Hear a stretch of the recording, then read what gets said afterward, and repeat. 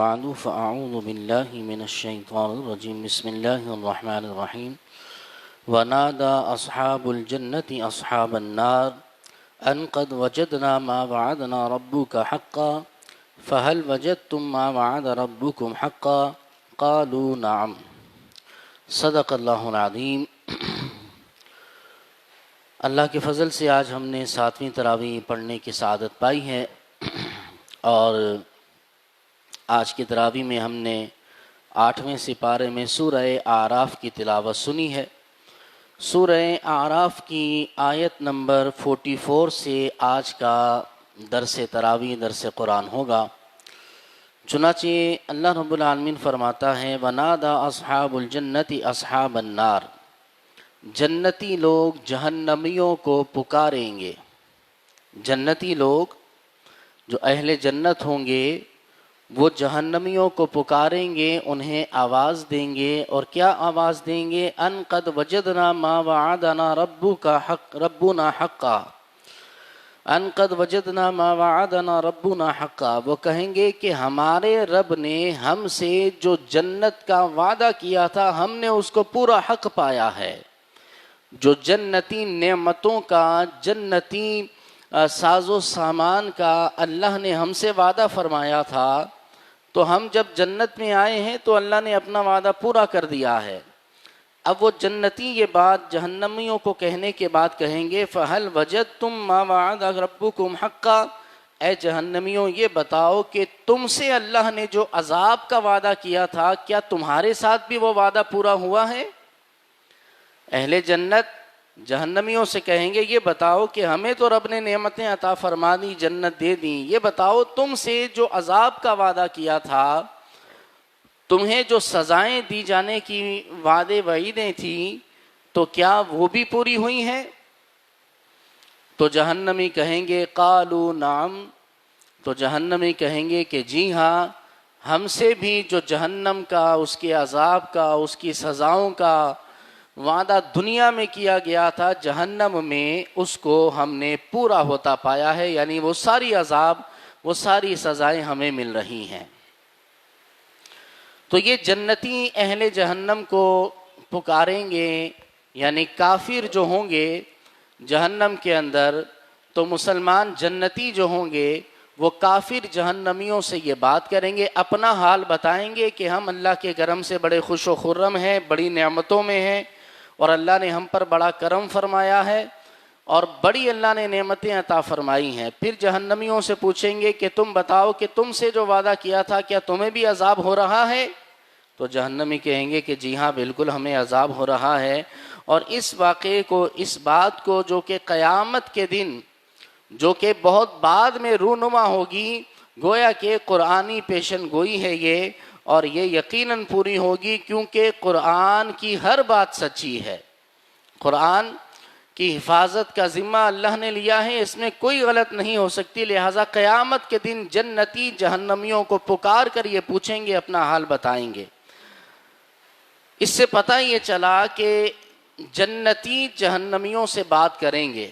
اچھا، حدیث کے مطابق جنت کہاں پر ہے؟ جنت اور جہنم پیدا ہو چکی ہے، ایسا نہیں کہ قیامت کے دن جنت کو بنایا جائے گا، جہنم کو پیدا کیا جائے گا، بلکہ جنت اور جہنم اللہ نے بنا دی ہے۔ جنت بھی بنی ہوئی ہے، جنت بھی تخلیق ہو چکی ہے، جہنم بھی بن چکا ہے۔ اب جنت کہاں پر ہے؟ حدیث کے مطابق جنت جو ہے وہ 7 آسمان کے اوپر ہے۔ جنت 7 آسمان کے اوپر ہے، حدیث میں آیا ہے۔ اور حدیث میں یہ بھی آیا ہے کہ جہنم کہاں پر ہے؟ جہنم کے بارے میں آیا کہ جہنم 7ویں زمین سے نیچے ہے۔ جنت 7 آسمان کے اوپر اور جہنم 7 زمینوں کے نیچے موجود ہے۔ اب دیکھیں گے اہل جنت کی بات کرنے کی طاقت کیسی ہے کہ اپنی آواز کو جہنمیوں تک پہنچا دیتے ہیں۔ حالانکہ اب آپ دیکھیں کہ جنت سے جہنم کا فاصلہ کتنا ہے، جنت سے جہنم کا فاصلہ کتنا ہے؟ حدیث مبارک میں ہے کہ ایک بہت تیز گھڑ سوار 500 سال تک اگر چلتا رہے تب جا کر دوسرا آسمان آتا ہے۔ ایک آسمان سے دوسرے آسمان تک کی مسافت 500 سال کی مسافت ہے. 500 سال کا ڈسٹینس یہ ایک آسمان سے دوسرے آسمان تک ہے. توجہ فرمائیے گا. اسی طرح حدیث میں آیا کہ ایک آسمان کی موٹائی کتنی ہے, ایک آسمان کا دل اس کی موٹائی کتنی ہے. حدیث میں آیا کہ وہ بھی 500 برس کی راہ ہے. یعنی آسمان اتنا موٹا ہے کہ اگر 500 سال تک چلتا رہے تیز گھڑ سوار, تب جا کر ایک آسمان جو ہے وہ کلیئر ہوتا ہے, اس کا سفر ہوتا ہے. پھر دوسرے آسمان پر جانا ہے تو 500 سال کی مسافت اور سفر کرنا ہے, پھر دوسرا آسمان آئے گا. اور اسی طرح اب 500 سال دوسرے آسمان کی موٹائی کا سفر کرنا پڑے گا. تو اس طرح ساتوں آسمان کی مسافت جو ہے وہ حدیث کے مطابق 7000 برس کی راہ ہوا کرتی ہے. 7000 سال تک کوئی تیز گھڑ سوار سفر کرتا رہے تو پھر جا کر ساتوں آسمان عبور ہوں گے, اس کا سفر طے ہوگا. یہ تو صرف آسمان ہے. اچھا, اس کے بعد پھر زمین سے آسمان تک کا سفر کتنا ہے یہ غور کریں. اور اسی طرح پھر زمین سے نیچے ساتوں زمینیں جو موجود ہیں اس کا کتنا ڈسٹینس ہے, کتنا فرق ہے. یہ اتنی دور مسافت, اتنا دور ہونے کے باوجود اہل جنت کی آواز میں طاقت اتنی ہوگی کہ جب جنتی بات کریں گے تو جہنمی ساتوں زمین کے نیچے ان کی باتوں کو سن بھی رہے ہوں گے اور ان کا جواب بھی دے رہے ہوں گے. اور یہاں جہنمی جو کہ عذاب الہی کا شکار ہیں, ان کی سننے کی طاقت کیسی ہوگی کہ وہ جہنم میں رہتے ہوئے وہ جنتیوں کی آواز کو سن لیں گے. اتنا دور ہوتے ہوئے یہ جہنمی سن لیں گے. اچھا, یہ ان کے سننے کی پاور ہے, یہ ان کے سننے کی, ان کی لسننگ پاور ہے, ان کے سننے کی طاقت ہے. اچھا, اس کے علاوہ اور بھی دیکھا جائے تو حدیث کے اندر آیا ہے کہ جنت کے اندر جو حوریں موجود ہیں, جنت میں جو حوریں ہیں, تو دنیا میں جو ان کے شوہر مرد ہیں, اگر دنیاوی ان کے شوہروں کی بیویاں ان کو تکلیف پہنچاتی ہیں تو حدیث میں آتا ہے کہ وہ جنت کی حوریں جو ہیں ان کو مخاطب کر کے کہتی ہیں کہ اے خدا کی بندی, اس مرد کو, اس نیک آدمی کو تکلیف نہ دے, کیونکہ یہ تو تیرے پاس مہمان ہے, کچھ ہی دنوں کے بعد, کچھ عرصے کے بعد یہ ہمارے پاس آنے والا ہے. یہ جنتی حوروں کی سننے کی طاقت ہے کہ زمین میں اگر نیک آدمی کو اس کی بیوی تکلیف دے تو جنت کی حوریں اس کو سن لیا کرتے ہیں. مزید ایک حدیث مبارک سنیے, نبی کریم علیہ الصلوۃ والسلام نے ارشاد فرمایا, ان اللہ وکلا بی الملکین, او کما قال علیہ السلام, فرمایا حضور علیہ السلام نے میرے مزار پر 2 فرشتے مقرر فرمائے ہیں, اور ان کا کام یہ ہے, ان فرشتوں کا کام یہ ہے کہ پوری دنیا میں جو بھی جہاں سے بھی درود پڑھتا ہے اس کا درود سنتے ہیں اور میرے دربار میں پیش کرتے ہیں کہ یا رسول اللہ, آپ کی امت میں سے فلاں بن فلاں نے فلاں جگہ سے آپ پر درود پڑھا ہے. یہ اس فرشتے کی سننے کی طاقت ہے. اتنی رکاوٹیں, اتنی مسافت, اتنا ڈسٹینس ہونے کے باوجود یہ مخلوق کی طاقت ایسی ہے کہ وہ سن لیا کرتے ہیں.